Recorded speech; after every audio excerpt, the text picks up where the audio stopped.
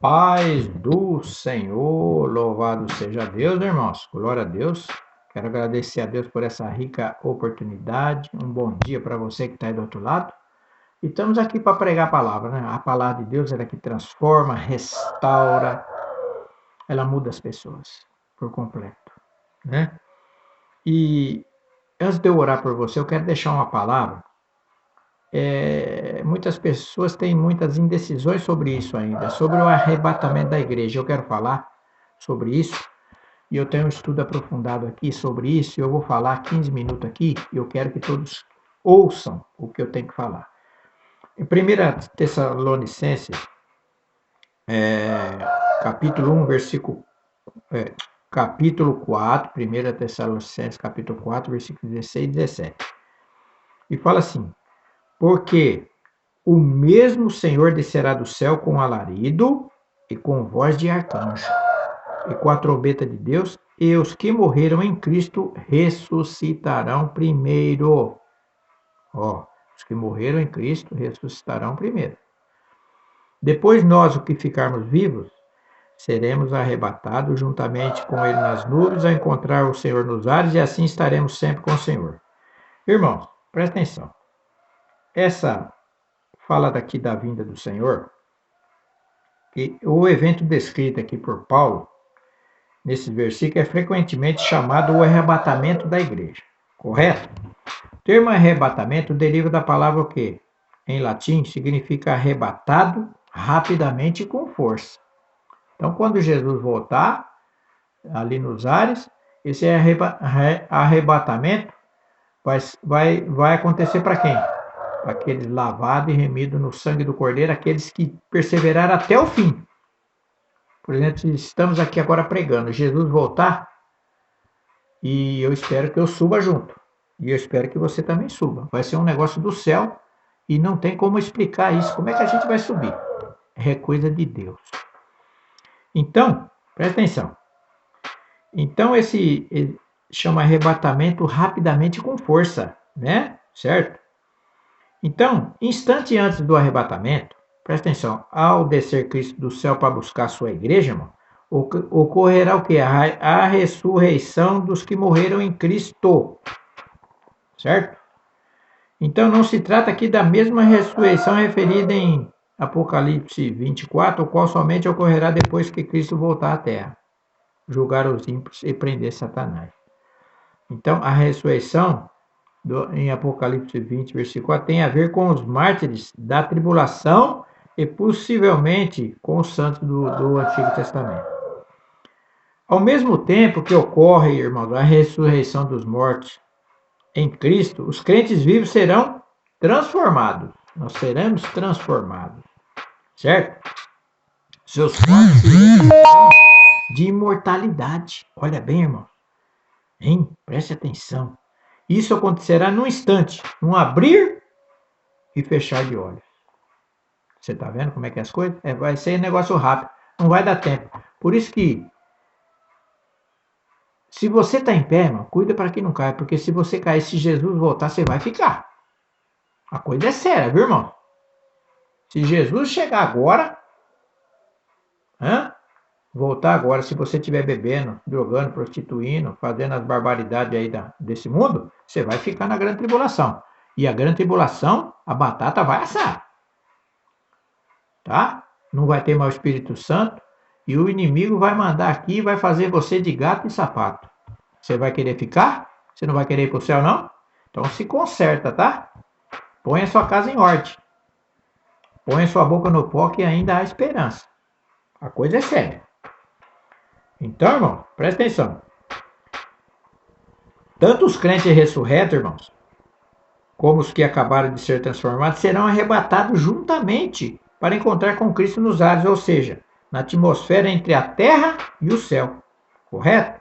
Então estarão o quê? Literalmente unidos com Cristo, levados à casa do Pai no céu e reunidos aos queridos que tinham morrido. Aqueles que estão lá já. Estarão livres de todas as aflições, de toda perseguição e opressão, de todo o domínio do pecado e da morte. O arrebatamento os livra da ira futura. Certo? Ou seja, da grande tribulação que nós estávamos falando. Vão ser 7 anos, mano, de sofrimento aqui. Vai ser terrível, irmãos. Vai ser dores, vai ser humilhação. Olha, irmão, vai ser terrível. Eu não quero ficar. Você vai querer ficar na grande tribulação? Então aceita Cristo agora aí, ó. Perdoa os seus pecados, aceita Cristo para você ir para o céu. Porque se Jesus voltar agora, se você estiver na perdição, você vai ficar. É a verdade. Então a esperança é que o nosso Senhor logo voltará para nos tirar do mundo a fim de quê? De estarmos sempre com Ele. Quem que não quer estar com o Senhor? Às vezes a pessoa tem medo de morrer. Ah, eu estou com medo de morrer. Você tem que estar com medo de morrer se você estiver no pecado, certo? Aí você vai para o inferno. Agora, se você estiver na presença do Senhor, Maranata, ora vem, Senhor Jesus, vem buscar. Então, se você estiver na presença de Deus, para que você vai ter medo de morrer? Para quê? Hein? Tem medo de quê? Você está indo para o céu. Então, por isso você tem que ter a convicção da sua salvação, entendeu? A Paulo fala assim, ó, guardamos a consciência limpa e guardaremos a fé. Se você tiver com a consciência limpa, você está em Cristo. Agora, se tiver com a consciência suja, está em pecado. Não é verdade? O coração alega, formoseia o rosto. Agora, se o seu espírito estiver sempre abatido, você está em pecado. Irmãos, quem está na luz, presta atenção, sabe quem está em trevas. Se eu estou na luz e eu olhar em você, eu vou saber se você está na luz ou está em trevas. Tá? Porque quem está na luz vê mesmo quem tá em trevas. E vê quem está em pecado. Porque se você estiver em trevas, é fácil de conhecer. Eu mesmo sou assim. Se eu olhar na pessoa, eu já sei. Não adianta nem esconder. Então, irmãos, por quê? A gente está na presença de Deus. A gente está debaixo do poder de Deus. Por isso que quando a gente prega a palavra aqui, a palavra de Deus tem poder. Tem poder de curar, de libertar. Então, se você crer, acreditar, você vai ser curado, você vai ser liberto. Depois eu vou fazer a oração por você. Espera um pouquinho. Então, irmãos, presta atenção. Estarão literalmente unidos com Cristo, levados à casa do Pai no céu e reunidos aos queridos que tinham morrido. Correto. Estarão livres de todas as aflições, de toda a perseguição. Não é verdade? Ou seja, da grande tribulação. A esperança do nosso Salvador logo voltará para nos tirar do mundo, a fim de estarmos sempre com o Senhor.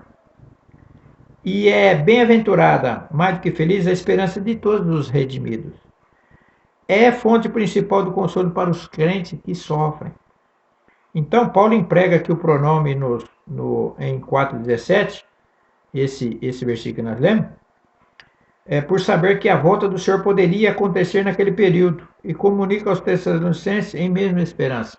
Paulo já tinha falado, se Jesus voltar, vocês prestem atenção. Jesus não veio no tempo de Paulo, mas pode vir agora. Então a Bíblia insiste que anelemos e esperamos contínua e confiadamente a volta do nosso Senhor, que fala em Romanos 13:11, 1 Coríntios 15, 51, 52 e Apocalipse 22, 12 e 20.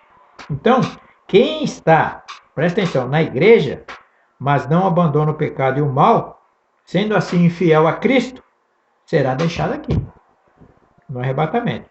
Quem está na igreja, por isso que eu falo para você, não é porque a pessoa vai na igreja, ela está indo para o céu. Não é assim, não. Está na igreja, mas está enganando a si próprio. Mas a Deus ninguém engana, não. Ninguém engana a Deus, irmãos. Eu sei o que eu estou falando.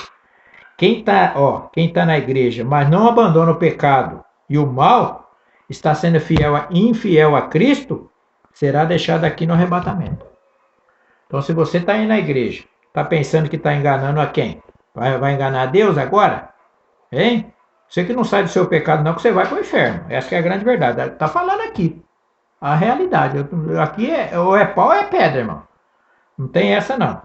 Então, os tais ficarão nesse mundo e farão parte da igreja apóstata. Certo?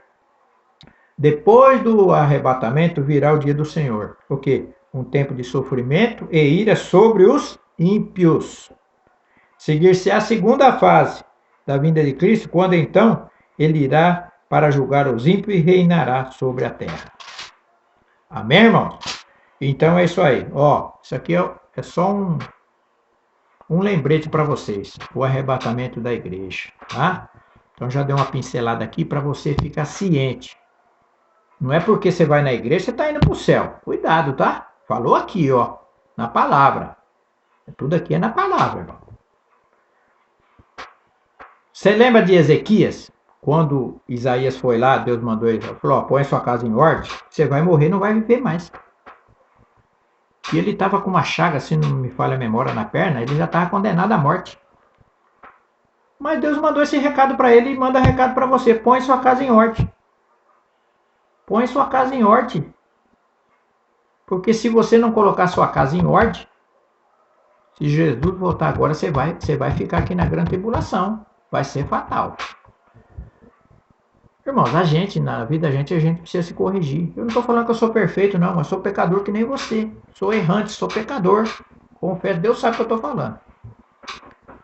A gente precisa consertar, a gente precisa fazer o possível e impossível para não pecar. Apesar que a gente peca todo dia, não é verdade? Mas se a gente vigiar, orar, ficar na palavra, ter propósito, compromisso, atitude diante de Deus, fica muito mais fácil da gente, né, nesse arrebatamento, subir com Cristo. Não é verdade? Então você que está aí do outro lado, ainda dá tempo. Você ainda que não aceitou Cristo, aceite agora. É a oportunidade que você tem. Você vai esperar o quê? Depois dos 50 anos? Você nem sabe o que vai acontecer daqui 2 segundos, 1 segundo. Você pode morrer agora. Você pode morrer agora. Deus pode te chamar agora. Você está me entendendo? Então, o coração do homem faz plano, mas a resposta final é de Deus, irmão. Deus chamou, acabou. Putz, pagou a luz.